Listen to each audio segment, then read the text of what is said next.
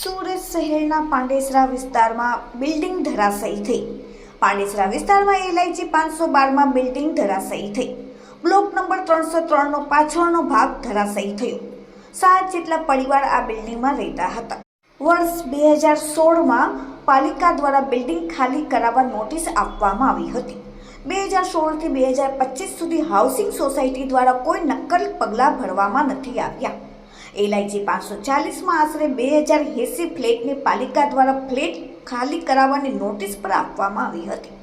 Ward number 28ના નગરસેવકો અને ઉધના વિસ્તારના ધારાસભ્યો દ્વારા અનેકવાર લેખિતમાં રજૂઆત કરી હોવા છતાં પણ કોઈ નક્કર પગલાં ભરવામાં નથી આવ્યા. સ્થાનિક લોકો દ્વારા જળશક્તિ મંત્રાલયના કેન્દ્રીય મંત્રી CR પાટીલ, ધારાસભ્યોને પણ મૌખિક અને લેખિત રજૂઆત કરવામાં આવી હતી. હવે આટલી બધી રજૂઆત કરવા છતાં તંત્ર કેમ શાંત રહ્યો?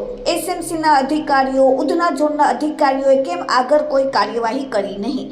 જો કોઈ જાનહાનિ થાત, જો કોઈ અનિચ્છનીય ઘટના પરિવાર સાથે બનત તો તેના માટે જવાબદાર કોણ હોત? Bureau report, daily India TV, Surat.